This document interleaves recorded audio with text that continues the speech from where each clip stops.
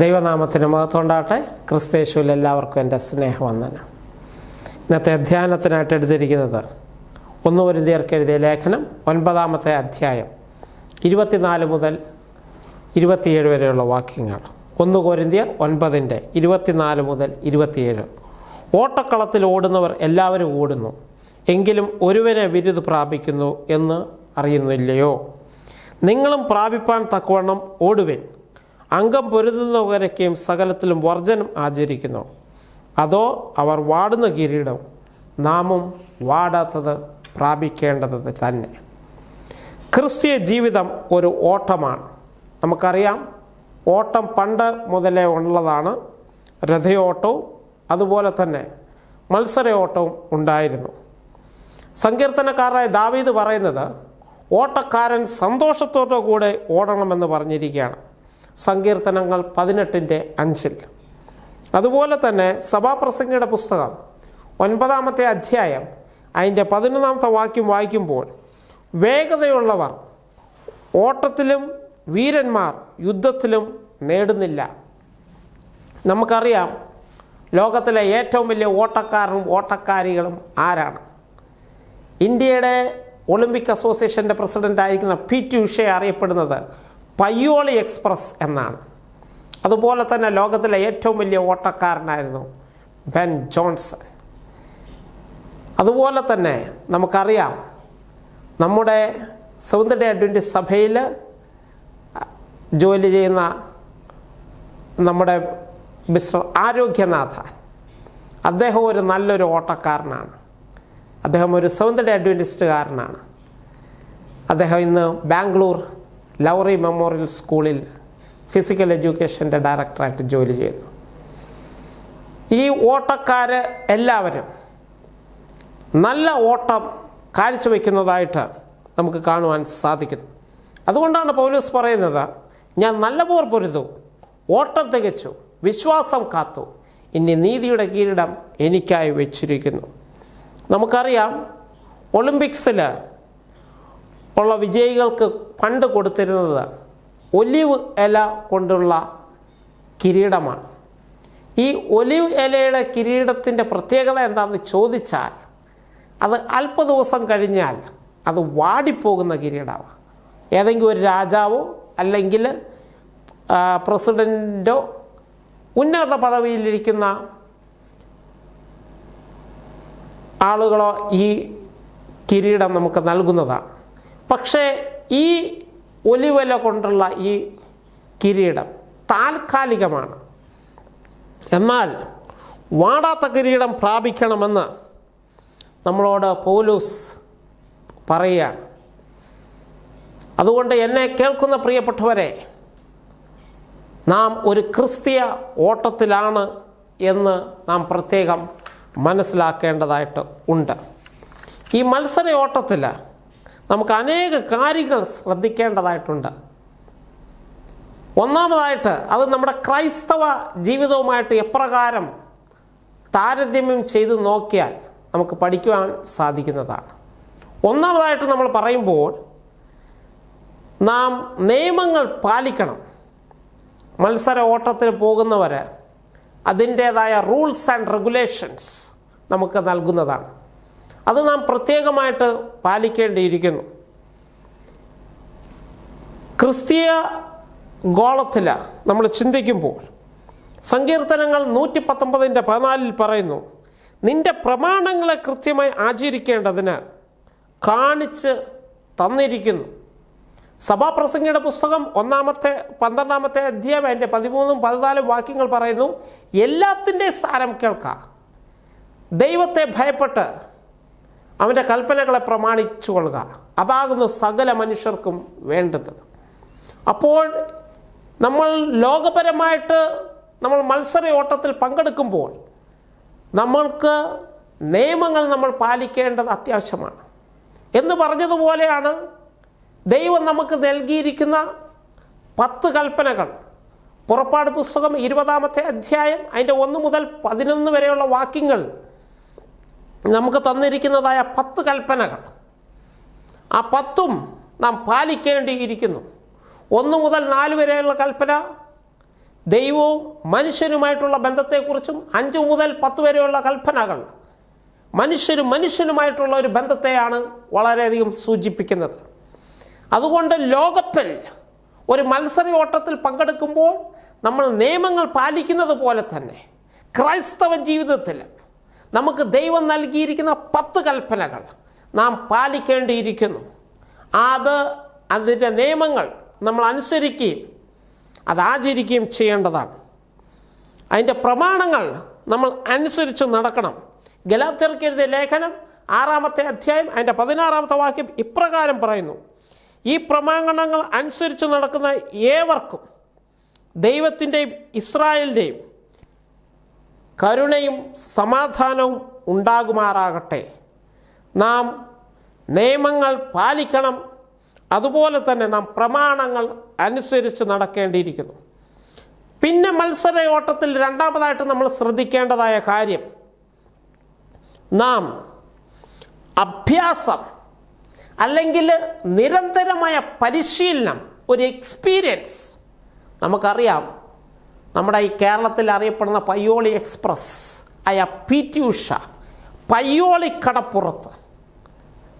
കടപ്പുറത്താണ്, ആ മണലിന്മേലാണ് അവർ ഓടിക്കൊണ്ടിരുന്നത്. കാരണം നമുക്കറിയാം, മണലിന്മേൽ നമ്മൾ ഓടിയിട്ട് വീണ്ടും ട്രാക്കിലേക്ക് വരുമ്പോൾ, സിന്തറ്റിക് ട്രാക്കിലേക്ക് വരുമ്പോൾ പിന്നെ അവരുടെ ഓട്ടം നമുക്ക് പിടിച്ചാൽ കിട്ടാതെ നല്ല സ്പീഡിൽ വളരെ വേഗതയിൽ നമ്മൾക്ക് ഓടുവാനായിട്ട് സാധിക്കും. അപ്പോൾ ഈ മത്സരയോട്ടത്തിൽ നമുക്ക് ഏതൊരു കായികപരമായ ഒരു മത്സരത്തിന് നമ്മൾ പ്രായോഗികമായ പരിശീലനം നമുക്ക് ആവശ്യമാണ്. ആ പരിശീലനം ഉണ്ടെങ്കിൽ, ഒരു പ്രാക്ടിക്കൽ ട്രെയിനിങ് ഉണ്ടെങ്കിൽ മാത്രമേ നമുക്ക് ജീവിതത്തിൽ മുന്നേറാൻ സാധിക്കുള്ളൂ. ക്രിസ്തീയ ജീവിതവുമായിട്ട് നമ്മളത് താതാത്മ്യപ്പെടുത്തുമ്പോൾ നമുക്കും അതുപോലുള്ള പരിശീലനങ്ങൾ ആവശ്യമാണ്. എന്തൊക്കെ പരിശീലനമാണ് വേണ്ടത്? പ്രാർത്ഥിക്കുവാൻ നാം പഠിക്കേണ്ടിയിരിക്കുന്നു. അതുപോലെ തന്നെ ഉപവാസം നാം എടുക്കേണ്ടിയിരിക്കുന്നു. നമ്മുടെ സഭയ്ക്കും വേണ്ടി, സമൂഹത്തിനു വേണ്ടി, ദേശത്തിനും വേണ്ടി നമ്മൾ ഉപവസിച്ച് പ്രാർത്ഥിക്കേണ്ടതായ ആവശ്യം വന്നിരിക്കുകയാണ്. പ്രാർത്ഥനയാകുന്ന താക്കോൽ കൊണ്ട് ഈ പൂട്ടുകൾ, ഏത് പൂട്ടും തുറക്കുവാൻ കഴിയുന്ന ഒന്നതാണ് പ്രാർത്ഥന. അതുപോലെ തന്നെ ഉപവാസ പ്രാർത്ഥന, ആരാധന.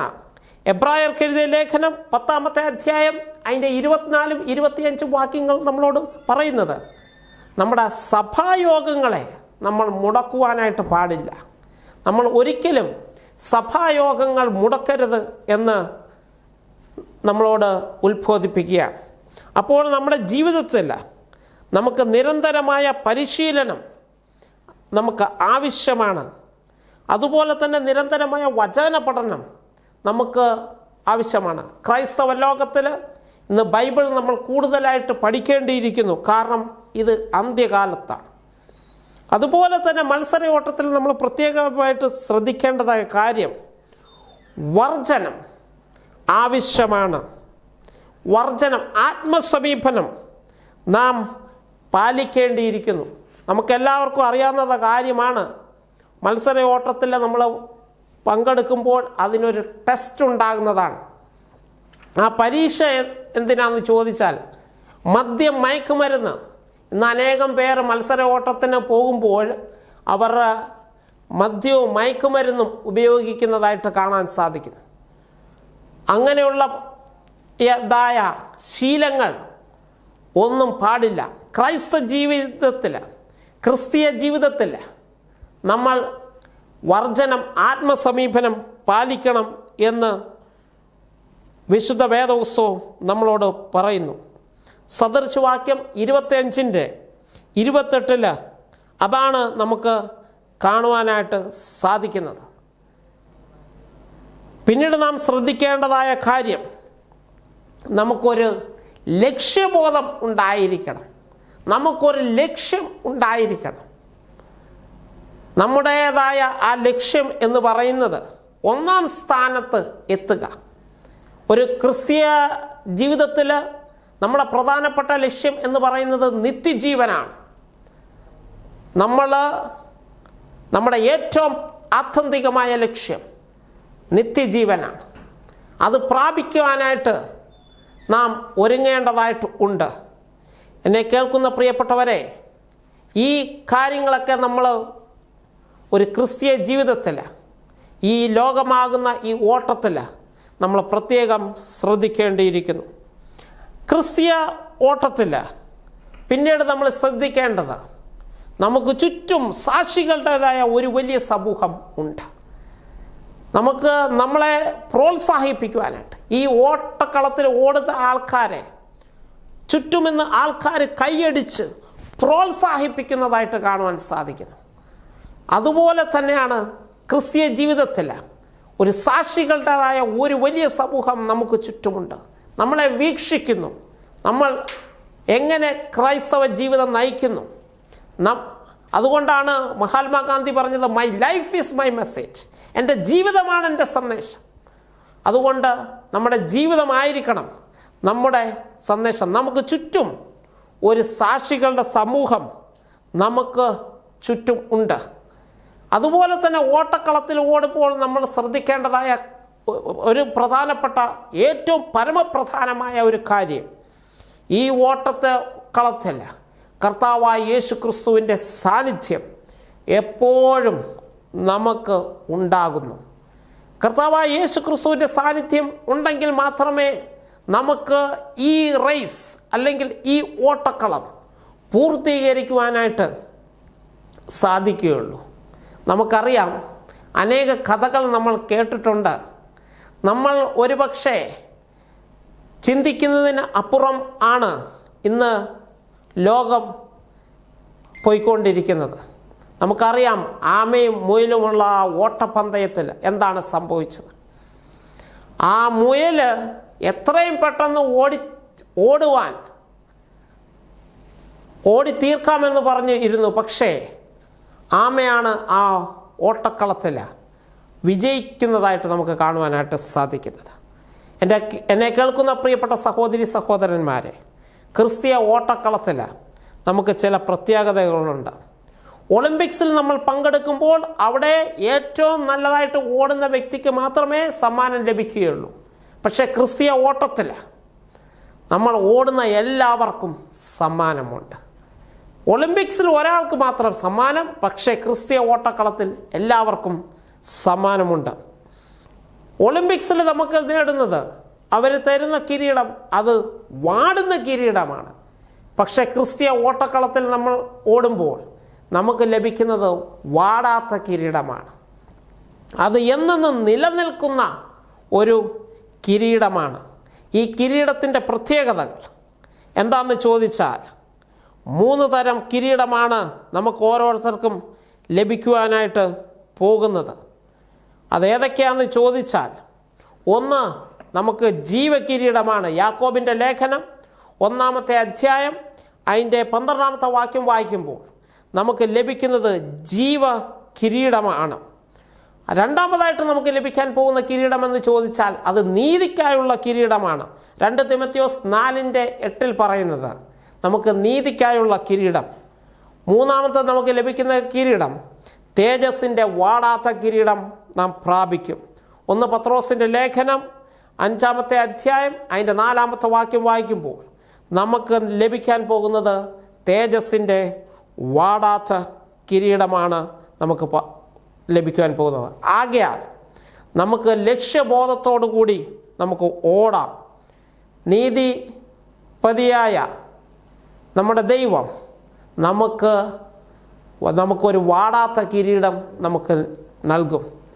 ആ വാടാത്ത കിരീടം പ്രാപിപ്പാൻ നമ്മൾ ഓടേണ്ടിയിരിക്കുന്നു. ഈ ക്രിസ്തീയ ജീവിതത്തിൽ, ഈ ഓട്ടക്കളത്തിൽ നമ്മൾ ഓടുമ്പോൾ വിവിധ പ്രയാസങ്ങളും പ്രശ്നങ്ങളും പ്രതിസന്ധികളും എല്ലാം നമുക്ക് നേരിടുവാനായിട്ട് നമുക്ക് സാധിച്ചെന്ന് വരും. പക്ഷേ അത് തരണം ചെയ്യണമെങ്കിൽ കർത്താവ് നമ്മളോട് കൂടെ ഉണ്ട്. ആ കർത്താവ് നമ്മളോട് കൂടെ ഉണ്ടെങ്കിൽ നമുക്ക് ആ ലക്ഷ്യസ്ഥാനത്ത് ഓടിയെത്തുവാനായിട്ട് സാധിക്കും. എബ്രായർക്ക് എഴുതിയ ലേഖനം 12-ാമത്തെ അധ്യായം അതിൻ്റെ 1-2 വാക്യങ്ങൾ പറയുന്നത്, വിശ്വാസത്തിൻ്റെ നായകനും പൂർത്തി വരുത്തുന്നതുമായ യേശുവിനെ നോക്കിക്കൊണ്ട് ഓടുക. വിശ്വാസത്തിൻ്റെ നായകനും പൂർത്തി വരുത്തുന്നതുമായ യേശുവിനെ നോക്കിക്കൊണ്ട് നമുക്ക് ഓടാം.